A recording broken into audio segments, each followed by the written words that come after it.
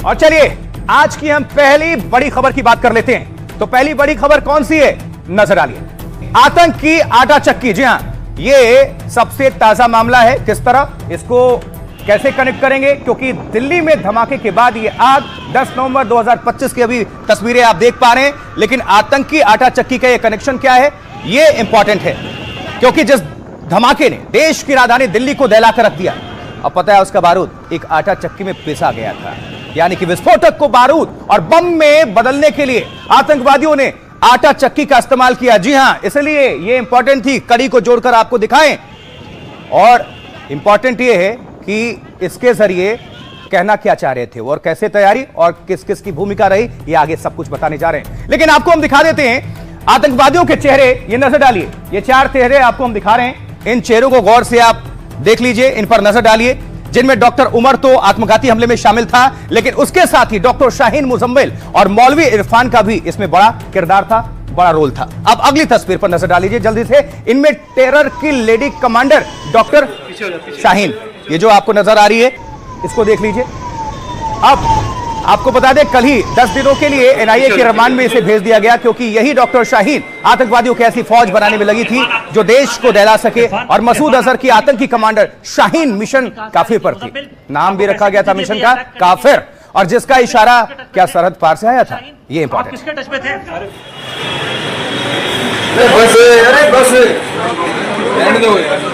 है।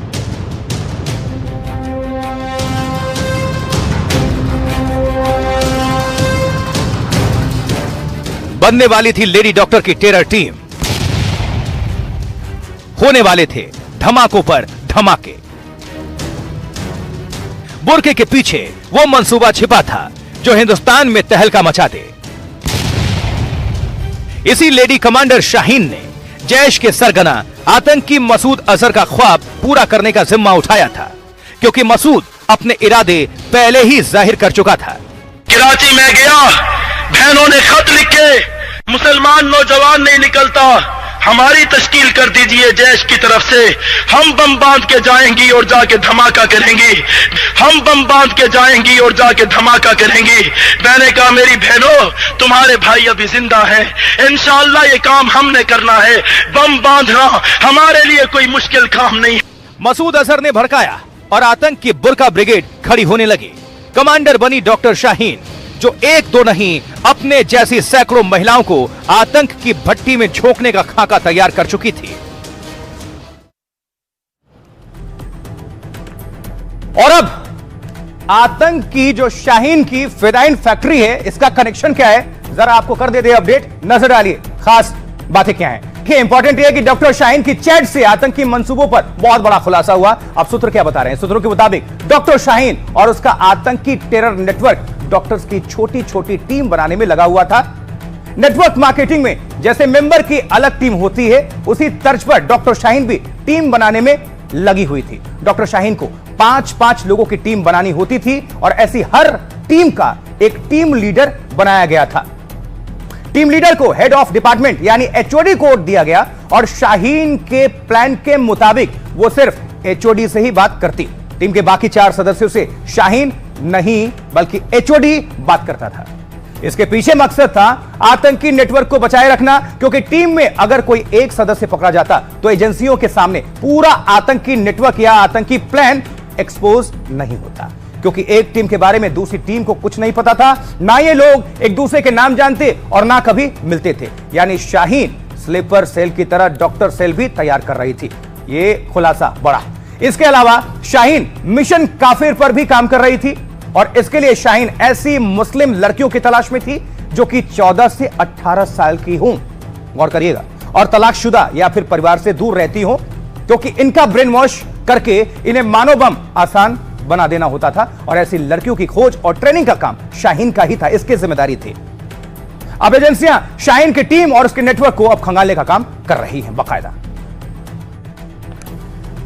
आइए आपको कुछ सुनवाते हैं जो जानकारी मिली है सामने, वो क्या कहती है, जरा आप भी सुनिए। भड़काऊ बयान। मुकाबले में इस्राएली फौजी औरतें खड़ी की हैं, उन्होंने हमारे मुकाबले में हिंदू फौजी औरतें खड़ी की हैं, उन्होंने हमारे मुकाबले में हिंदू फौजी औरतें खड़ी की हैं, उन्होंने हमारे मुकाबले में बेहयाई फैलाने वाली दानिश्वर औरतें खड़ी की हैं, उन्होंने हमारे मुकाबले में बेहयाई और जुल्म फैलाने वाली हिंदू फौजी सहाफी औरतें खड़ी की हैं, उन्होंने हमारे मुकाबले में बेहयाई और जुल्म फैलाने वाली हिंदू फौजी सहाफी औरतें खड़ी की हैं, उन्होंने हमारे मुकाबले में औरत को एक फितना बनाकर, औरत को एक तमाशा बना के पेश किया है। हम उन सारे कुफ्र के इस सैलाब के मुकाबले में अपनी ईमान वाली बेटियों को खड़ा कर रहे हैं, ईमान वाली बहनों को खड़ा कर रहे हैं, और ये मुकाबला हमारी बेटियां और बहनें ही जीतेंगी। तो समंदर की झाग की तरह बहुत ज्यादा क्यों ना हो, लेकिन झाग है, मगर आप ईमान वालियां हैं, अल्लाह ताला की ताकत है, इंशाअल्लाह आप जीत जाएंगी, वो शिकस्त खा जाएंगी और इस्लाम पूरी दुनिया में गालिब होगा, और इस्लाम पूरी दुनिया में गालिब होगा। आखिर दावाना अल्हम्दुलिल्लाहि रब्बिल आलमीन। तो भड़काऊ बयान आपने सुना, कुछ और डिटेल्स और कुछ और तस्वीरें आपको दिखाना बेहद अनिवार्य है, बहुत जरूरी है। आइए जरा आप सभी तक हम वो तस्वीरें पहुंचा देते हैं और कुछ चर्चा कर लेते हैं, कुछ जानकारी पहुंचा देते हैं। नजर डालिए, ऑपरेशन सिंदूर में बर्बाद आतंकी मसूद भले ही औरतों को आतंकी बनाने में लगा हो, लगातार डटा हो, लेकिन उनके गुर्गे जो हैं घर में ही बम बना रहे थे, बम तैयार कर रहे थे घर में ही। और यह तस्वीर उस मशीन की है जिस वक्त अब देख रहे हैं आप, जिसे फरीदाबाद से गिरफ्तार आतंकी मुजम्मिल विस्फोटक तैयार करता था। अब आप पूछेंगे कैसे, तो देखिए ये आटा चक्की है और ग्राइंडर मशीन है जिसे एजेंसियों ने जब्त कर लिया है और इसमें उसको पीसने का काम करता था। अब आप अंदाजा लगाइए। आइए थोड़ा कड़ियों को और जोड़ लेते हैं। मुजम्मिल वही है जिसके घर से करीब 30 क्विंटल विस्फोटक सामग्री बरामद हुई थी, जब्त हुआ था, और ये उसी यूरिया और अमोनियम नाइट्रेट की बोरियां हैं जो इस वक्त आप अपने स्क्रीन पर देख रहे हैं। जी हां, फिर से दोहरा देता हूं, ये वही यूरिया और अमोनियम नाइट्रेट की बोरियां हैं जिनको आटा चक्की में पीसकर मुजम्मिल बारूद तैयार करने का काम कर रहा था। गौर फरमाएं, देखिए जरा।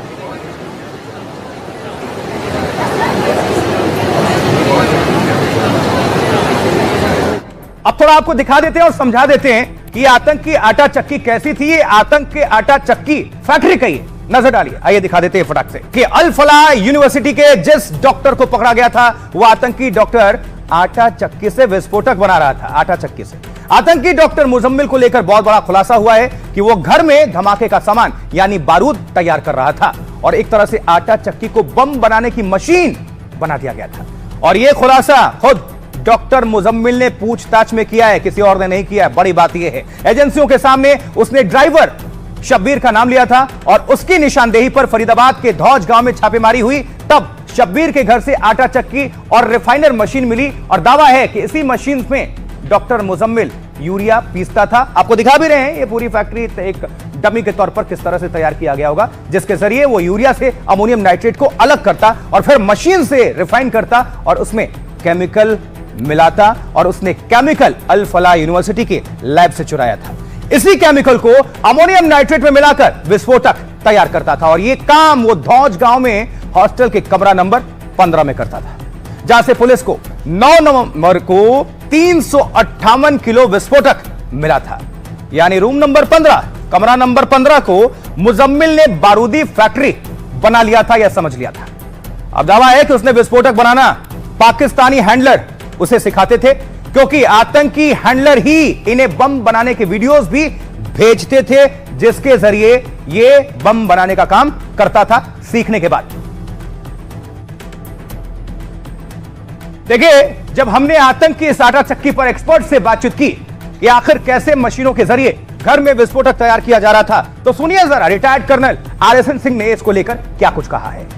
नाइट्रोजन का एक्सप्लोसिव में भी बहुत बड़ा रोल है, वो बेसिक इंग्रेडिएंट है। आपने अमोनियम नाइट्रेट जो है एक बॉम्ब का काम नहीं कर सकता है, उसमें और कोई इंग्रेडिएंट्स नहीं मिलाए जाते हैं। और उसके लिए जो आपने कहा कि वो आटा चक्की में उसको प्यूरिफाई कर रहा था या उसको फिर और रिफाइन करने की कोशिश कर रहा था, तो जाहिर सी बात है कि जो आपके पास यूरिया जो होता है, जो एग्रीकल्चरल पर्पसेस के लिए यूज किया जाता है, वो यूरिया को आप जितना रिफाइन करेंगे उसका एक्सप्लोसिव परफॉर्मेंस उतना ही ज्यादा होगा। लगातार आपको अपडेट कर रहे हैं, एक्सपर्ट्स को भी आपने सुन लिया। कुछ और जानकारी हमारे सामने आई है जिसको हमने आप सभी तक पहुंचाना जरूरी समझा है। नजर डालिए। देखिए, आटा चक्की से जिस अमोनियम नाइट्रेट को विस्फोटक में तब्दील किया जा रहा था, जब उसे जब्त किया गया तो जांच के लिए जम्मू कश्मीर पुलिस उसे अपने साथ नौगाम ले गई। ये कुछ तस्वीरें भी आपको हम दिखाएंगे। और वहां देखिए, थाने में धमाका होता है और 9 लोगों की जान चली जाती है, जबकि दर्जनों लोग इसमें जख्मी होते हैं। ये तस्वीरें। और जरा अब अगली तस्वीर भी आपके सामने हम रख देते हैं। श्रीनगर के उसी नौगाम सेक्टर में सुरक्षा बलों ने, भारतीय सुरक्षा बलों ने बड़े आतंकी मंसूबों को नाकाम करते हुए ये हथियार बरामद किए। और इस कार्रवाई के दौरान 2 M4 सीरीज की असॉल्ट राइफल समेत भारी मात्रा में हथियार और गोला बारूद जब्त किया गया हमारी एजेंसियों की तरफ से, सुरक्षा बलों की तरफ से, जो कि उपलब्धि थी। और किस तरह से एक नेटवर्क, एक नेक्सस फैला हुआ था, क्योंकि लगातार देश के अलग अलग शहरों में, अलग अलग हिस्सों में, अलग अलग राज्यों में छापेमारी और सभी कड़ियां जब जोड़ी जा रही हैं तो आपस में कहीं ना कहीं सब मिलते हुए नजर आते हैं।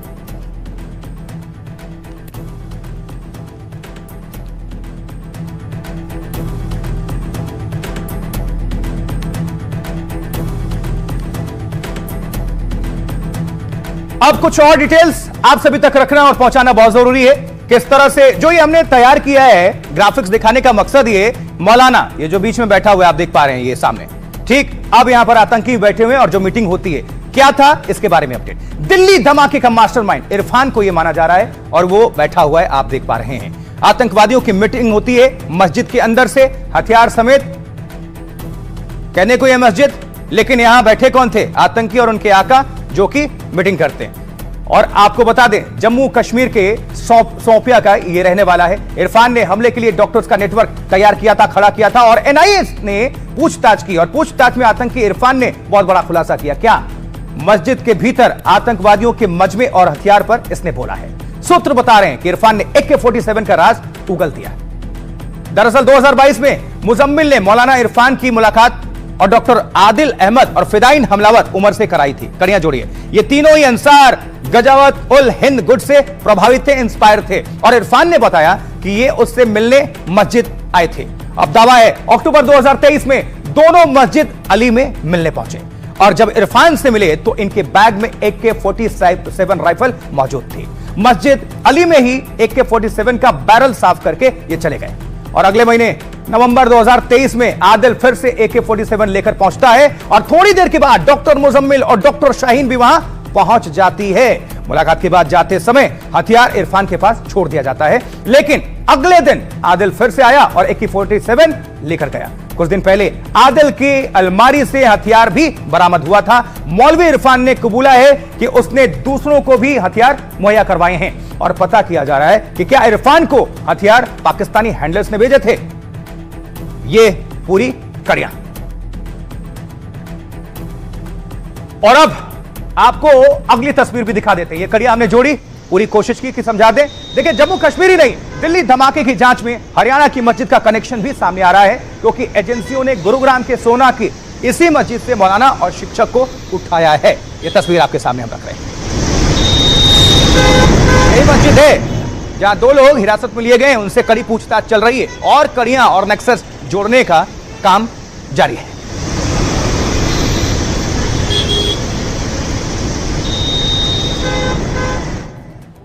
देखिए जरा, इसी मस्जिद में जाकर हमारे संवाददाता ने, राजीव रंजन ने पड़ताल की है। तो क्या कुछ पड़ताल की गई है और क्या वहां से जानकारी सामने आई है, आप सभी के सामने रख देते हैं। नजर डालिए।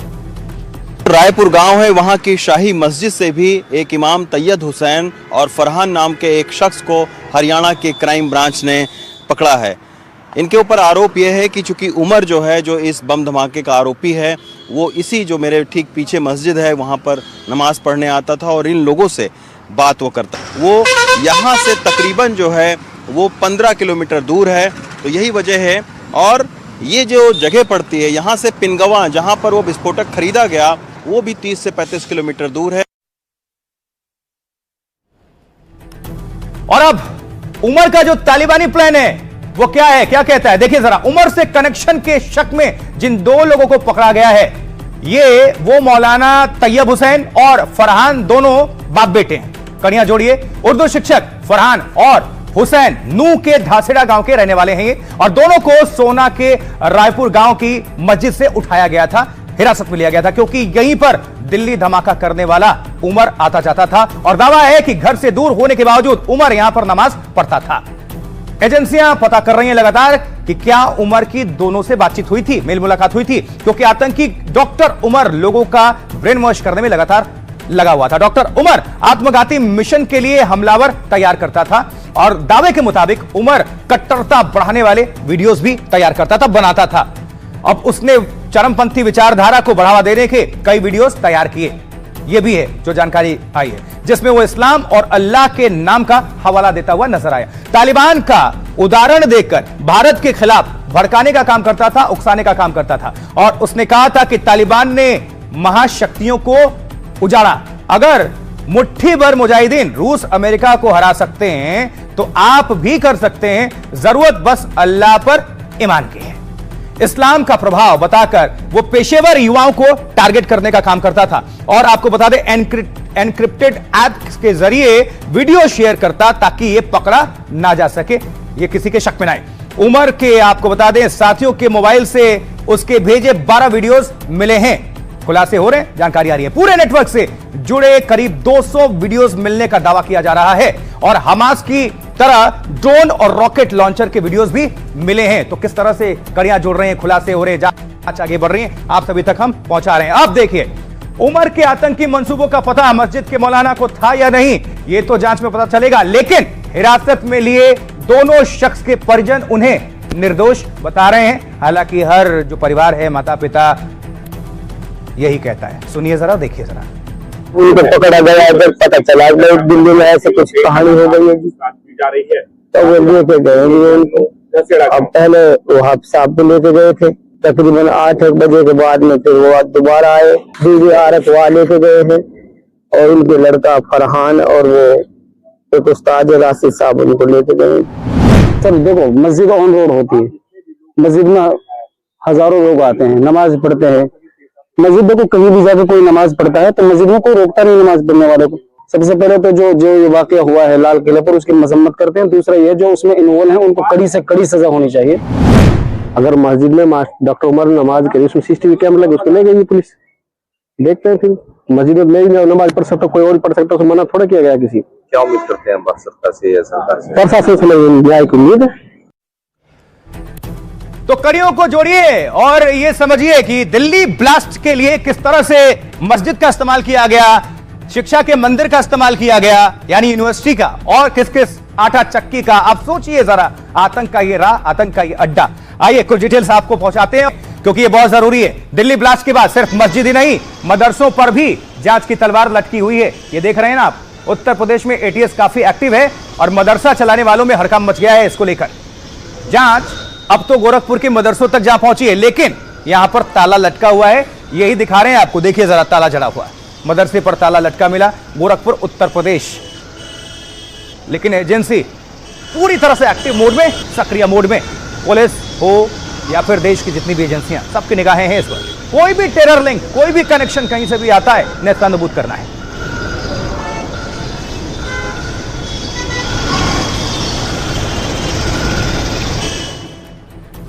अब जरा समझिए कि यूपी टू हरियाणा रडार पर कैसे मदरसा, समझिए।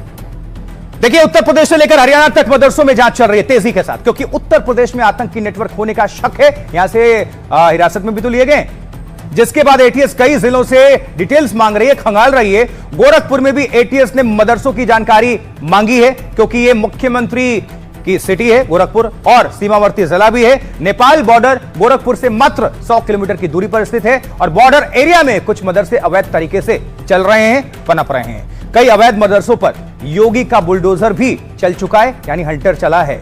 लेकिन अब आतंक की साजिश के शक में पड़ताल चल रही है। हालांकि मदरसों की पूरी जानकारी ATS को भेजी जा रही है, और ऐसा ही एक्शन हरियाणा में भी चल रहा है, जहां चेकिंग अभियान लगातार जारी है। और सबसे संवेदनशील माने जा रहे हैं मेवात की अगर हम बात करें तो मेवात में पुलिस ने सर्चिंग की है और एसपी ने खुद पुलिस अधिकारियों को पड़ताल के लिए कहा है और मस्जिद मदरसों में जाकर पुलिस तलाशी अभियान चला रही है। बाहर से आने और ठहरने वालों पर विशेष निगरानी रखी जा रही है। और यह भी बता दें, स्क्रैप कार और 2 व्हीलर्स खरीदने बेचने वाले भी रडार पर हैं। ये सुनते रहिएगा क्योंकि दिल्ली धमाके वाली कार कई बार खरीदी और बेची जा चुकी थी। और अब आपको मदरसों की जांच की जा रही है तो उत्तर प्रदेश में सियासत भी शुरू हो चुकी है। जरा सुनवा देते हैं आप सभी को कि भारतीय जनता पार्टी और समाजवादी पार्टी के नेता क्या कुछ तर्क दे रहे हैं। उत्तर प्रदेश की सुरक्षा सर्वोपरि है। उत्तर प्रदेश के मुख्यमंत्री उत्तर प्रदेश की सुरक्षा के लिए हमारे यहाँ की जो फोर्सेस हैं उनको खुली छूट दी है कि वो किसी भी शिक्षण संस्था की किसी की भी जांच कर सकते हैं। जब से दिल्ली ब्लास्ट हुआ है उसके बाद से कई संस्थाएं और कई स्थान जो है चिन्हित किए गए हैं जहां से सवाल जवाब किया जा रहा है। जिस तरह से मदरसों की जांच के नाम पे भारतीय जनता पार्टी लगातार मदरसों का मुद्दा उठा के नफरत की राजनीति को आगे बढ़ाने का काम कर रही है, बंटवारे की राजनीति को आगे बढ़ाने का काम कर रही है, वो पीडीए जानता है। उत्तर प्रदेश में लोकसभा चुनाव में पीडीए ने भारतीय जनता पार्टी की इस नफरत की राजनीति को जवाब दिया था। 2027 के विधानसभा चुनाव में पीडीए मिलकर भारतीय जनता पार्टी की इस नफरत की राजनीति को जवाब देने का काम करे। अब आपको हम तस्वीरें दिखाने जा रहे हैं। पहले ये तस्वीरें आप देख लीजिए, ये तो आप देख ही रहे हैं। अब जरा समझिएगा कि मदरसों और मस्जिदों की जांच हरियाणा में भी हो ही रही है। ये नूह की तस्वीर है जो आप देख पा रहे हैं। खासकर मेवात में और नूह में पुलिस एक्शन मोड में है। अब तस्वीर आप देखिए कि मस्जिद में जाकर पूछताछ की जा रही है। गौर करिए इन तस्वीरों पर।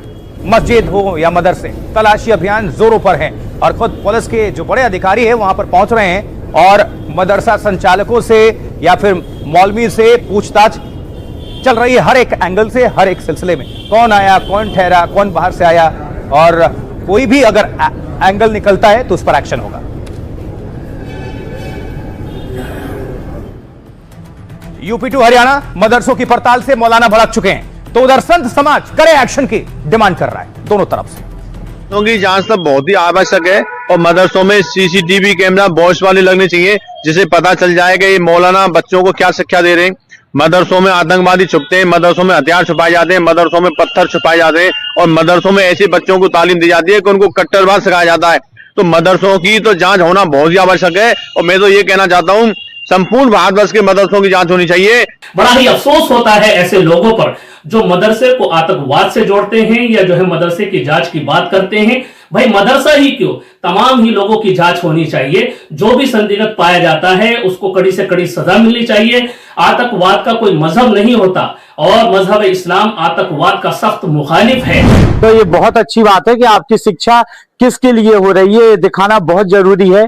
आपको विख्यात बनने के लिए धर्म सिखाया जा रहा है कि कुख्यात बनाने के लिए आतंकवाद सिखाया जा रहा है। तो इसमें डरने की कोई बात नहीं है क्योंकि बच्चे मासूम रहते हैं, लेकिन शिक्षक कैसे हैं और सेवाएं कैसी चल रही हैं तो बहुत जरूरी है और बहुत ही अच्छा कदम है, बहुत प्रशंसा की बात है। मदरसों में क्या पढ़ाई हो रही है, पढ़ाने वाले कौन लोग हैं, पढ़ने वाले कौन लोग हैं, एजुकेशन क्या होती है, ये सारी चीजें सरकार के पास होनी चाहिए। तो हमें इस पर कोई ऐतराज नहीं है, करें, लेकिन सिर्फ मदरसों को टीवी पर दिखाना कि मदरसों की जांच हो रही है ये अन्याय है।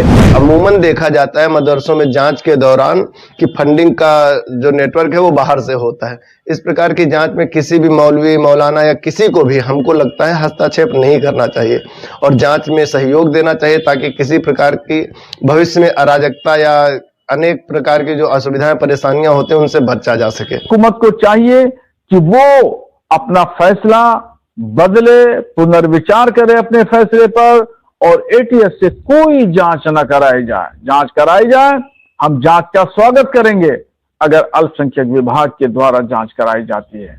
एजुकेशन और क्राइम ये समंदर के दो अलग किनारे हैं जो एक साथ में नहीं जुड़ सकते। देखिए सबके अपने अपने तर्क हैं, लेकिन यहां में समझना होगा जांच बहुत जरूरी है क्योंकि जांच नहीं होगा तो तफ्तीश कैसे होगी और अगर कुछ भी अगर कड़ियां जोड़नी है तो वो जुड़ेंगी कैसे। अब जरा समझिए, जांच पड़ताल का मकसद किसी को परेशान या फिर टारगेट करना नहीं है, लेकिन आतंकवादियों के मंसूबे को नाकाम करना जरूर है, ध्वस्त करना ही चाहिए क्योंकि गुजरात से गिरफ्तार ये आतंकी आपको याद है जो तस्वीरें आपको दिखा रहे हैं, नजर डालिए जरा ये तस्वीर। जिन्होंने हिंदुस्तान को दहलाने की साजिश रची थी। और अब अगली तस्वीर, यह एक्सक्लूसिव तस्वीर है जिसको आपको हम दिखा रहे हैं, नजर डालिए, जो डॉक्टर मोइनुद्दीन अहमद नाम के आतंकी की बताई जा रही है और जिसमें वो अहमदाबाद के एक होटल के बाहर नजर आता है, दिखाई देता है। जांच में सामने आया कि सीसीटीवी में वो सफेद कपड़ों में कार के पास जाता हुआ दिखाई दे रहा है, लेकिन इसकी साजिश आप सुनेंगे तो निश्चित तौर पर चौंक जाएंगे।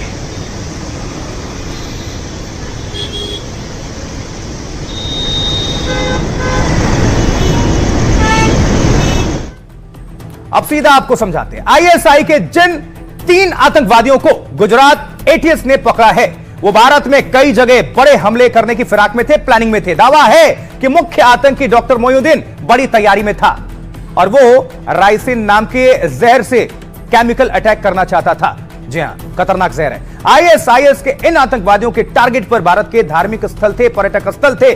दावा है कि आतंकी मोइनुद्दीन अहमद हरिद्वार भी गया था, उत्तराखंड के हरिद्वार में आतंकी ने कई मंदिरों में रेकी कर ली थी और इससे पहले भी वो कई शहरों में जाकर रेकी कर चुका था।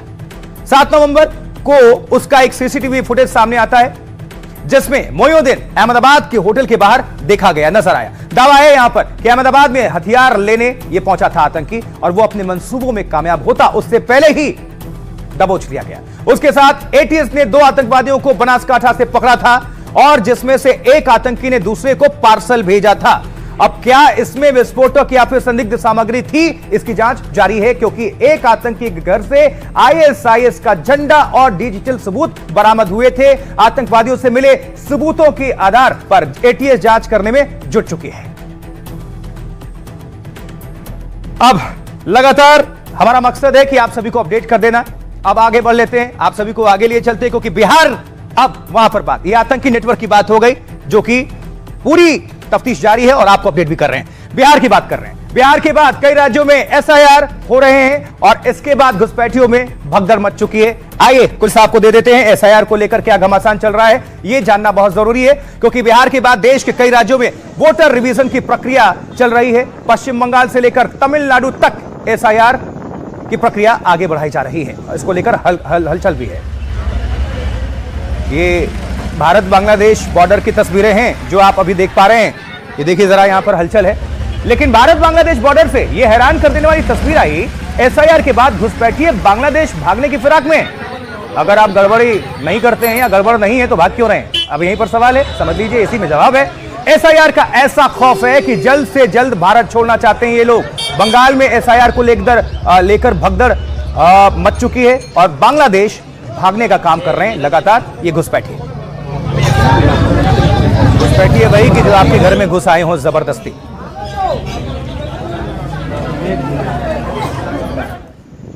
एसआईआर को लेकर इधर पहले राहुल ने बिहार में प्रदर्शन किया था, अब पश्चिम बंगाल में ममता दीदी, ममता बनर्जी इसको लेकर सड़कों पर हैं। यह भी तस्वीर देख लीजिए, नजर डालिए। ये देखिए, एक तरफ राहुल गांधी, एक तरफ पश्चिम बंगाल की मुख्यमंत्री ममता बनर्जी। और अब आपको तस्वीर दिखाएंगे कहां की, असम की, जहां सबसे ज्यादा हलचल है, क्योंकि अब असम की जो तस्वीरें हैं क्या कहती हैं। असम में कांग्रेस का प्रदर्शन चल रहा है और इसमें सत्ता पक्ष और विपक्ष आमने सामने है। पुलिस प्रदर्शनकारियों को रोकने का काम कर रही है।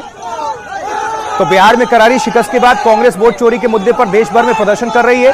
आज असम में यूथ कांग्रेस ने प्रदर्शन किया, उसी की तस्वीर आपके सामने रख रहे हैं।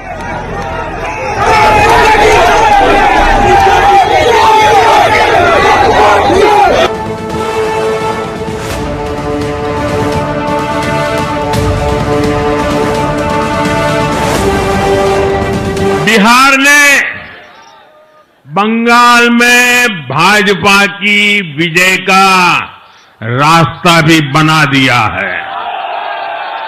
पश्चिम बंगाल में एसआईआर शुरू होते ही घुसपैठियों में भगदड़ मच गई है। ये तस्वीरें बता रही हैं कि कैसे एसआईआर के खौफ में बांग्लादेशी और रोहिंग्या बांग्लादेश भागने की तैयारी कर रहे हैं। परिवार और बच्चों के साथ ये घुसपैठिए भागने की ताक में थे। इनमें से कई के पास कोई दस्तावेज नहीं है, लेकिन सालों से भारत में रह रहे थे। कोई यहाँ पर कोई डॉक्यूमेंट वगैरह था यहाँ पर? नहीं, डॉक्यूमेंट वगैरह तो बना नहीं पाए, क्योंकि बनाने की कोशिश भी नहीं किया था। इसलिए कोशिश नहीं किया था क्योंकि डॉक्यूमेंट्स बनाने के जाएंगे तो फिर आगे किसी का डॉक्यूमेंट्स दिखाना पड़ता है। लेकिन एसआईआर के बाद बिहार चुनाव में विपक्ष की करारी शिकस्त के बाद पश्चिम बंगाल से लेकर तमिलनाडु और केरल में घमासान मचा है। सियासी दल को एसआईआर में हार की आशंका दिख रही है। और बंगाल में भी करने वाला है, अगर करेगा तो घेराव कर्मसूची करेंगे, पूरा घेराव होगा। तो एसआईआर को लेकर हलचल है और घुसपैठियों में भगदड़ है। जरा आपको हम दिखा देते हैं किस तरह से हलचल और भगदड़ है और क्या कहती है तस्वीरें। आइए जरा ले और थोड़ा अपडेट कर देते हैं, क्योंकि ये अपने आप में इंपॉर्टेंट है। आप थोड़ा इधर घूमिए और दिखाइए। एसआईआर के बीच भारत बांग्लादेश सीमा पर हड़कंप चल रहा है, क्योंकि ये तस्वीरें बहुत कुछ बयां कर रही हैं। ये तो हमने वैसे डमी के तौर पर आपको दिखाया है कि ये भगदड़, लेकिन हमारी भी तैयारी पूरी तरह से, सुरक्षा जो बल हैं वो पूरी तरह से अलर्ट मोड पर हैं। अब आपको ये बता दें कि जो बॉर्डर है, हमारे पोस्ट पर अवैध घुसपैठियों की भीड़ ना हो उसको रोकने की पूरी तैयारी चल रही है। उधर नॉर्थ 24 परगना की बात कर लें, ये बॉर्डर है वो खुला हुआ है, लेकिन यहां पर कुछ डिटेल्स मिल रही हैं कि 500 जो अवैध बांग्लादेश के नागरिक हैं वो घुसने की कोशिश कर रहे थे, लेकिन हमारी मुस्तैदी की वजह से वो रोक दिए गए।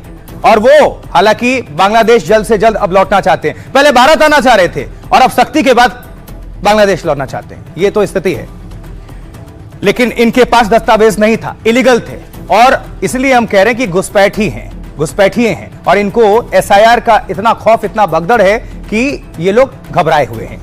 हालांकि कुछ लोग दावा कर रहे हैं कि उन्होंने दस्तावेज तैयार कर रखे हैं, लेकिन ये आपको बता दें, कहते हैं इनके मुताबिक ये जो दावा कर रहे हैं जसोर जिले के ये मूल निवासी हैं, अपने आपको बता रहे हैं, लेकिन जब डॉक्यूमेंट्स चेक होंगे तो ये सब कुछ आ जाएगा सामने। हालांकि छोटे छोटे व्यवसाय या घरेलू काम करते हैं अधिकांश इनमें से जो बांग्लादेश वाले हैं। चलिए अब आगे बढ़ते हैं और आपको जो बता दें कि जो लोग बांग्लादेश बॉर्डर पर पार करने की कोशिश कर रहे थे या फिराक में थे, उनके जरिए सुनिए कि वो कैसा खौफ है और क्या महसूस कर रहे हैं। नजर डालिए। आप यहाँ पर कितने साल पहले बांग्लादेश से आए थे? करीब 20 साल पहले। अच्छा, यहाँ पर कहाँ रहते थे? हुगली के डानकुनी में। अच्छा, सह परिवार थे?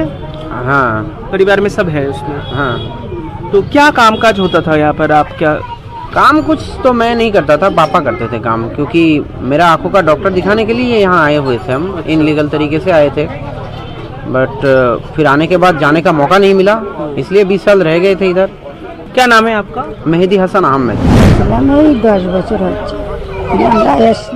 10 साल पहले बांग्लादेश से यहाँ आई थी। लॉकडाउन के वक्त यहाँ से जाना मुश्किल हो गया। इसी के बाद मेरे पति की मौत हो गई।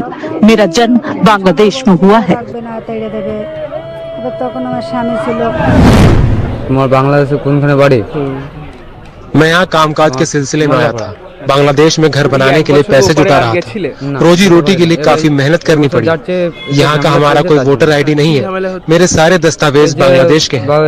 विदेश का छिले थकते दीवाना बांग्लादेश लोग के।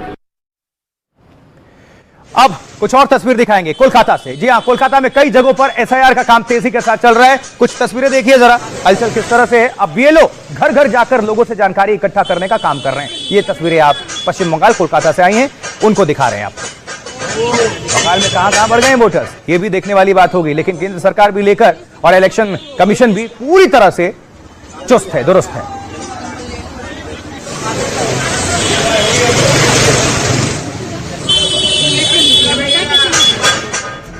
और अब एसआईआर के खिलाफ याचिका पर नोटिस मिला है। क्या है इसमें, क्या कहता है नोटिस, नजर डालिए। देखिए, एसआईआर के खिलाफ कई राज्य सरकार ने सुप्रीम कोर्ट में याचिका दायर की है, लेकिन केरल सरकार ने फिलहाल प्रक्रिया पर रोक लगाने की मांग की है। अब इसके लिए स्थानीय चुनाव का हवाला दिया गया है। केरल सरकार की याचिका पर सुप्रीम कोर्ट ने नोटिस जारी कर दिया है और सुप्रीम कोर्ट ने इस पर चुनाव आयोग से जवाब मांगा है। और इस मामले की अगली सुनवाई अब 26 नवंबर को होनी है, उसमें भी ज्यादा वक्त है नहीं। 26 नवंबर को बिहार एसआईआर पर लंबित याचिकाओं की भी सुनवाई होगी, जबकि तमिलनाडु और पश्चिम बंगाल में भी एसआईआर को लेकर चुनौती दायर की गई है। चुनाव आयोग के एसआईआर फैसले के वैधता को, वैलिडिटी को भी चुनौती दी गई है। इन याचिकाओं पर सुप्रीम कोर्ट की एक बेंच सुनवाई करने का काम कर रही है।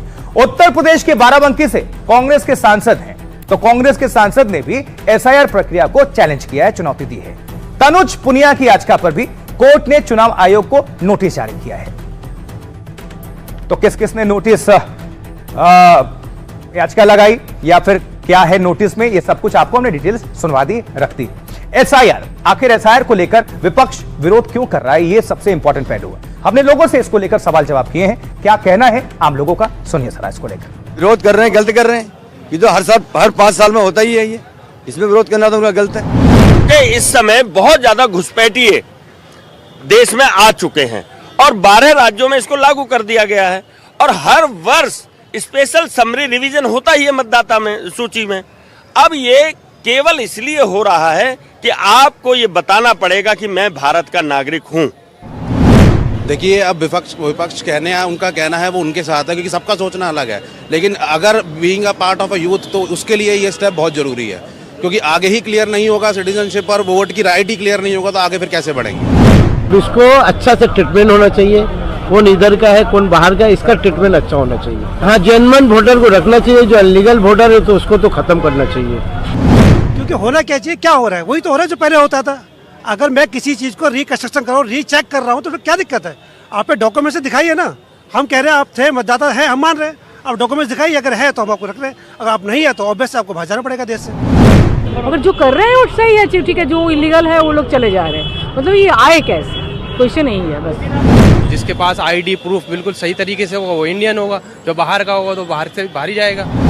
अगर टीएमसी का या कोई और पार्टी करता है तो उसको आप बोलेगा ये नहीं होना चाहिए, नहीं होना ही चाहिए, ठीक है, एसआईआर होना ही चाहिए। विपक्ष तो बोलेंगे क्योंकि उनकी फर्जी वोटिंग वहीं से होती है। जितने भी आप देख सकते हो आप इसमें बंगाल में जो बांग्लादेशी आके बसे हुए हैं, तो उसी हिसाब से ये बहुत जरूरी है देश के लिए, ये जब भी लागू होना चाहिए हर राज्य के। दिक्कत तो हो ही रहा है, एसआईआर तो बीजेपी का एक चाल है वोट चोरी करने का। ये लोकतंत्र सुधार का पहला कदम है, ये बहुत जरूरी है।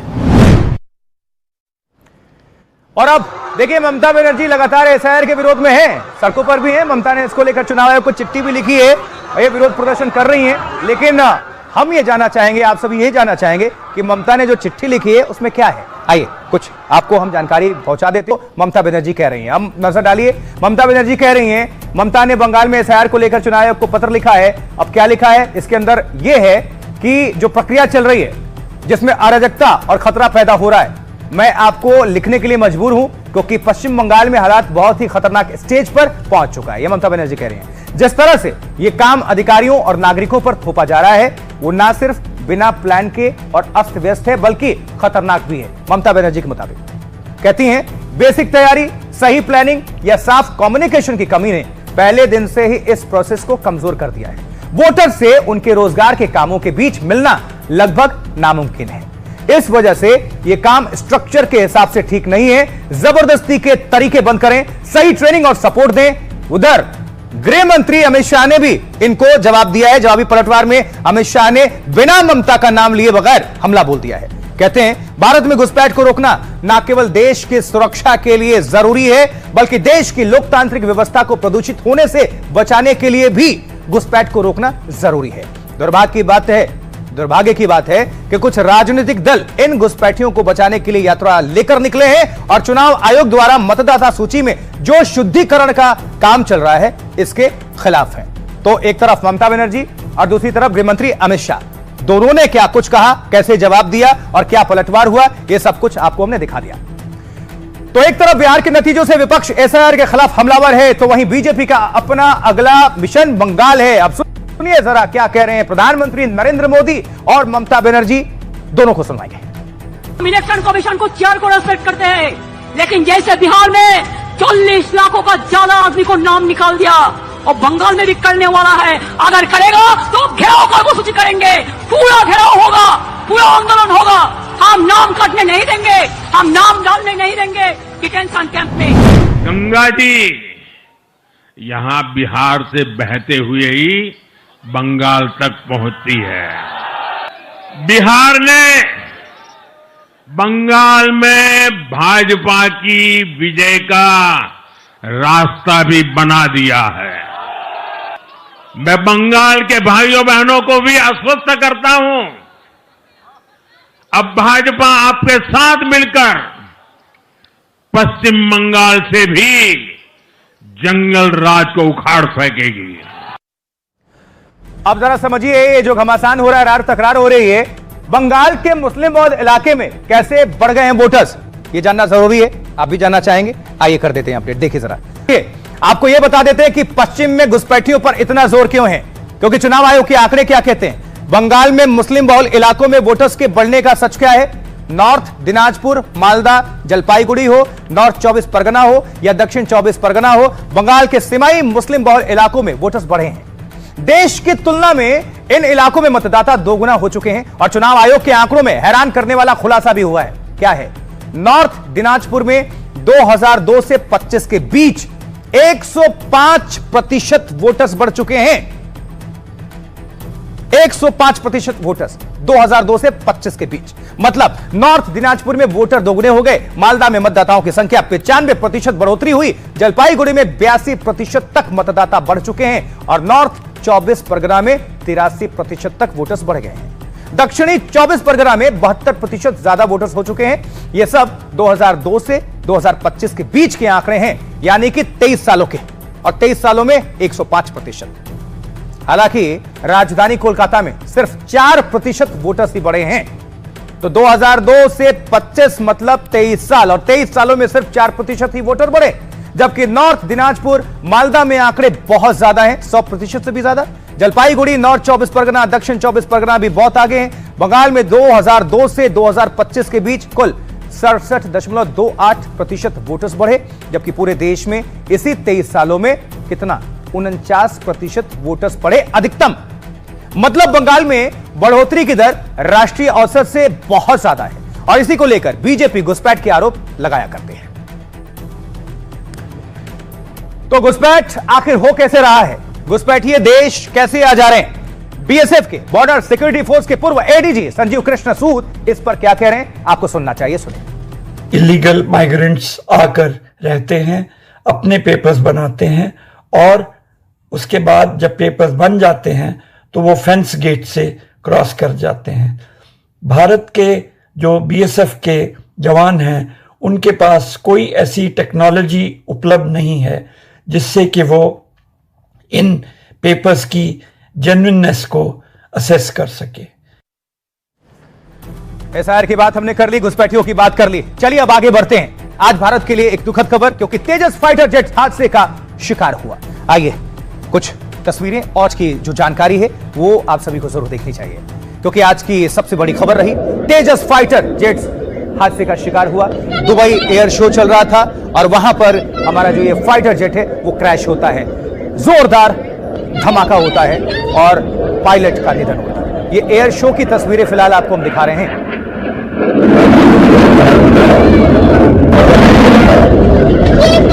तो हवा में तेजस का करतब आप भी देख रहे हैं। आप एयर शो चल रहा था शानदार तरीके से, दुबई की ये तस्वीरें हैं। और एयर शो में आपको बता दें, जब से एयर शो आयोजित हुआ था ये एडिशन, तेजस ने अपनी गजब की छाप छोड़ी थी दुनिया में।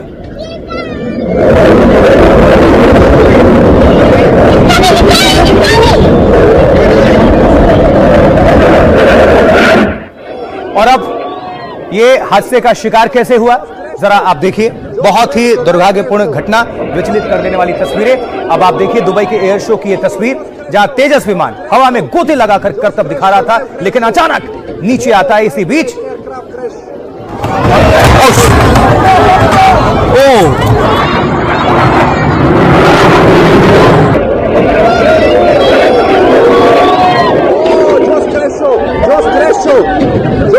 Live crash show, flight crash, aircraft crash.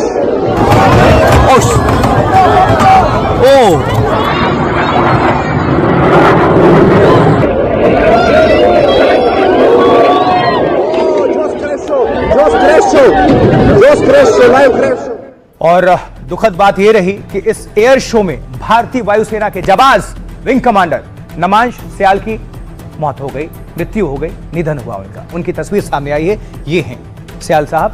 इनको हमारा सैल्यूट है और पूरा देश इनको याद कर रहा है, श्रद्धांजलि अर्पित कर रहा है। दुखद खबर ये, जिसने भी देखी सबकी आंखें नम है, हाथ नम है। अब चलिए अब आपको बता देते हैं कि आखिर यह हादसा हुआ कैसे, यह जानना जरूरी है। दुबई में पिछले 5 दिनों से यह एयर शो चल रहा था और आज इस एयर शो का आखिरी दिन था, जिसमें तेजस फाइटर विमान ने शिरकत की। लेकिन इसी बीच विमान हादसे का शिकार बन बैठा। इस हादसे में एयरफोर्स पायलट की जान चली गई है, जिनकी जानकारी अभी आप सभी तक हम पहुंचा रहे थे, तस्वीरें दिखा रहे थे। दावा है कि नेगेटिव G-फोर्स टर्न से यह हादसा हुआ। दरअसल जब विमान हवा में गोता लगाता है तो पायलट के शरीर पर इसका असर पड़ता है और उसे लगता है कि वो सीट से ऊपर उठ रहा है। इसमें सिर की ओर खून तेजी के साथ बढ़ने लगता है। चक्कर आने की वजह से कंट्रोल यानी संतुलन बिगड़ सकता है और इसे ही नेगेटिव G-फोर्स टर्न कहा जाता है। एक्सपर्ट्स क्या कह रहे हैं? एक्सपर्ट्स का मानना है कि पायलट इससे उबर नहीं पाए और जिसकी वजह से विमान सीधे नीचे की तरफ चला गया और तेजस फाइटर जेट हादसे का शिकार बन गया। एयरफोर्स ने इस हादसे की जांच के आदेश जारी किए हैं। देश में आपको बता दें, ऐसे में जो रिपोर्ट आने के बाद हादसे की असल वजह पता चल जाएगी और अभी तक केवल कयास लगाए जा सकते हैं। लेकिन ऐसे में तमाम एक्सपर्ट्स भी अपनी अपनी राय रख रहे हैं। इस हादसे के बाद डिफेंस एक्सपर्ट ने क्या कहा है, प्रफुल्ल बख्शी साहब, उनको सुनवाते हैं, सुनिए जरा। सबसे बड़ा लॉस है कि हमने एक अनमोल पायलट को खो दिया है। जो बहादुर पायलट हमारा था, हमारे साथ नहीं रहा। ये जो प्रोफेशन है फाइटर फ्लाइंग का, ये दुनिया का सबसे डेंजरस प्रोफेशन माना जाता है। किसी को करना होता है। हमारे बहादुर लड़के और लड़कियां, मेन एंड वुमेन, इसको कर रहे हैं, तो हमारे को गर्व है उनके ऊपर। और ये जो बहुत दुखद घटना हुई है, पर इसकी इंक्वायरी होगी। इसकी इंक्वायरी का जब नतीजा निकलेगा तो उस पर अमल किया जाएगा और सारे कदम उठाए जाएंगे। चलिए, पायलट को श्रद्धांजलि है हम सभी की तरफ से, हमारी पूरी टीम की तरफ से, एनडीटीवी की तरफ से। आगे बढ़ते हैं अब बात बिहार की, क्योंकि नीतीश नहीं सम्राट हो गए गृह मंत्री। क्या है विशेष खबर, आइए कर देते हैं अपडेट। ये बहुत जरूरी है क्योंकि इसके मायने बहुत बड़े हैं, संकेत बहुत बड़े हैं, संदेश बहुत बड़े हैं। देखिए, बिहार में शपथ के बाद विभागों का बंटवारा हो चुका है और 20 साल में पहली बार नीतीश कुमार के पास गृह मंत्रालय नहीं है। यह बड़ी बात है। कल ही नीतीश कुमार ने शपथ लिया मुख्यमंत्री के तौर पर और उनके डेप्यूटी सम्राट चौधरी ने शपथ ली थी। आज विभागों का बंटवारा हुआ है। अब आपको नीतीश कैबिनेट के विभागों के बंटवारे ने जो हुआ है सब कुछ वो चौंकाता है। 20 साल में पहली बार नीतीश के पास गृह मंत्रालय नहीं है। डेप्यूटी सीएम सम्राट चौधरी बिहार के नए गृह मंत्री होंगे और सम्राट के हाथों में बिहार के कानून व्यवस्था की जिम्मेदारी भी होगी। लगातार दूसरी बार सम्राट चौधरी डेप्यूटी सीएम बने हैं और अब तक नीतीश कुमार अपने पास गृह मंत्रालय भी रखते थे। और आपको थोड़ा बता भी दें, जब भारतीय जनता पार्टी के पास रहे तब भी और जब आरजेडी के साथ रहे तब भी रार तकरार होती रही, इसके लिए जंग चलती रही, लेकिन नीतीश कुमार पीछे हटे नहीं, हमेशा गृह मंत्रालय इनके पास। बीजेपी जेडीयू में मंत्रालयों को लेकर कई राउंड की चर्चा हुई थी। भारतीय जनता पार्टी ने इस बार मंत्रालय में बदलाव की मांग की थी। दावा किया गया है कि शुरू में नीतीश इसको लेकर तैयार नहीं थे, राजी नहीं थे, लेकिन अब नीतीश कुमार ने बीजेपी की एक बड़ी मांग मान ली है। वित्त और ऊर्जा मंत्रालय जेडीयू के पास, गृह के साथ कृषि भी बीजेपी के पास। बीजेपी के रामकृपाल यादव कृषि मंत्री बनाए गए हैं। और अब अगली खबर मध्य प्रदेश की राजधानी भोपाल से, जहां बदमाशों का इलाज हो गया है। क्या है ये पूरी खबर और क्या कहती हैं तस्वीरें, आइए जरा दिखा देते हैं, देखिए मजा आएगा। दरअसल आपको बता दें कि 2 दिन पहले भोपाल के एक कैफे में बदमाशों ने जमकर उत्पात मचाया था, जमकर तोड़फोड़ की थी, गुंडागर्दी की थी। पहले तस्वीर थोड़ी देर देख लीजिए, 5 सेकंड देखिए।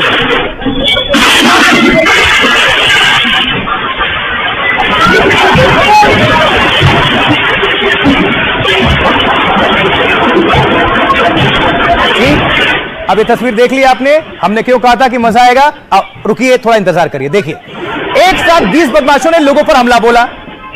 ये तस्वीर देखी। अब 2 दिनों के बाद अब आइए थोड़ा आगे लिए चलते हैं, दिखा देते हैं, थोड़ा 5 सेकंड मौज लीजिए, देखिए सर, ये सजा है, इसमें संदेश है, इसलिए हमने ये कहा।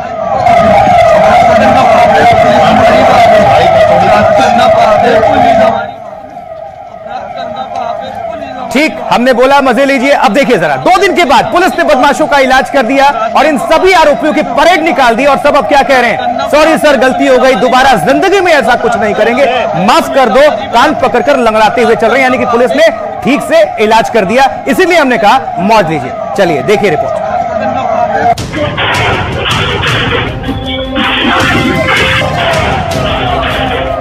तारीख थी 18 नवंबर 2025। अचानक से भोपाल के एक कैफे में 20 से 25 नकाबपोश बदमाश घुसे और लोगों पर हमला बोल दिया। किसी को कुछ समझ ही नहीं आया कि हो क्या रहा है। कैफे में जो लोग अपने दोस्तों और परिवार के साथ पहुंचे थे वो जैसे तैसे जान बचाकर भागते दिखे। लेकिन 2 दिन के बाद एमपी पुलिस ने बदमाशों का पूरा इलाज कर दिया। नकाबपोश बदमाशों को लोगों के सामने बेनकाब कर दिया और सरेआम सड़क पर इन गुंडों की परेड निकाली गई। बताया जा रहा है कि छात्रों के 2 गुटों में विवाद हुआ था और उसी का बदला लेने के लिए बदमाशों ने कैफे पर अटैक किया था, लेकिन अब सब कान पकड़कर माफी मांग रहे हैं। पहले वो मौज ले रहे थे गुंडे, अब पुलिस वाले मौज ले रहे हैं और पब्लिक कह रही है बहुत अच्छा हुआ। इसीलिए ये मैसेज पहुंचाना और तस्वीर दिखाना आप सभी तक जरूरी था। हमने इसलिए जानबूझ के शब्द यूज किया, मौज लीजिए। ऐसा ही होता है और ऐसा होना चाहिए, क्योंकि आप लॉ एंड ऑर्डर को ना तोड़ें, कानून को हाथ में ना लें और हिसाब से रहें। चलिए अब आगे बढ़ते हैं। दिल्ली एनसीआर की खबर, पॉल्यूशन का नहीं मिल रहा है सोल्यूशन। दिल्ली आपको लिए चलते हैं। दिल्ली में देखिए शीतलहरी का प्रकोप है। माउंट आबू में जमने लगी है बर्फ, ये जानकारी मिल रही है और ठिठुरने लगा है पूरा उत्तर भारत। और ये तस्वीरें देखिए, धुंधली, विजिबिलिटी कम, पॉल्यूशन बहुत ज्यादा। ये दिल्ली की तस्वीर है जहां हर तरफ प्रदूषण ही प्रदूषण नजर आ रहा है। AQI काफी बढ़ चुका है, 500 के पार है कहीं कहीं।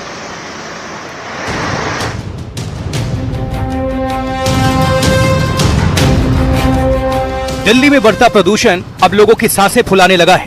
सांस के मरीज तेजी से बढ़ रहे हैं। हालात इतने खराब हो चुके हैं कि दिल्ली प्रदूषण के मामले में दुनिया में नंबर 1 बन गई है, जबकि भारत के 3 शहर दुनिया के टॉप प्रदूषित शहरों में शामिल हो चुके हैं। दिल्ली में बढ़ता प्रदूषण अब लोगों की जान पर भारी पड़ना शुरू हो चुका है।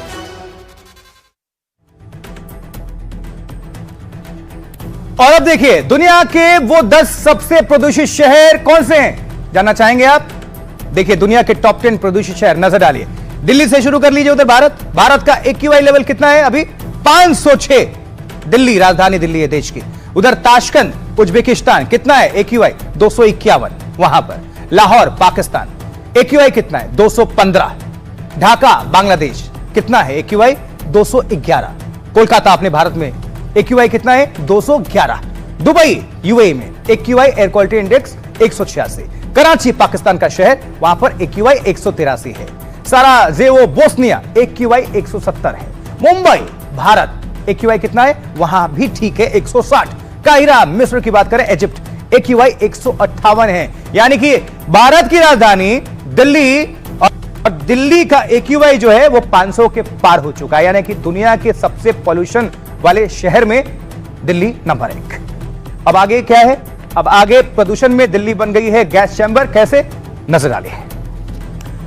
देखिए ये जानना और बताना जरूरी है। आप तो महसूस कर रहे हैं दिल्ली एनसीआर में जो लोग भी रहते हैं, दिल्ली एनसीआर में प्रदूषण का स्तर बेहद गंभीर श्रेणी में है। कई निगरानी केंद्रों पर AQI 500 से भी ज्यादा ऊपर क्रॉस हो चुका है, दर्ज हो चुका है। ठंड बढ़ने और हवा की रफ्तार कम होने से प्रदूषण लगातार बढ़ रहा है। एक्सपर्ट्स का मानना है कि प्रदूषण की हालत और बिगड़ सकती है। बढ़ते प्रदूषण की वजह से स्कूलों में खेल कूद भी रोक दिया गया, पाबंदी है। दिल्ली में जानलेवा प्रदूषण में खेल कूद खतरे से भरे हो सकते हैं। इसलिए BCCI ने भी अंडर 23 वनडे टूर्नामेंट को मुंबई शिफ्ट कर दिया है। वहां तो AQI ठीक है, जो आपको डिटेल्स हमने दी।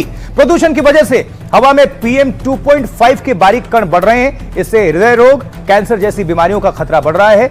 सांस लेने में तकलीफ हो रही है, लोग परेशान है। सबसे ज्यादा जो बच्चे हैं और बुजुर्ग, उनको समस्या हो रही है। कुछ यहां से आपको बता दें, कुछ जानकारी आ रही है।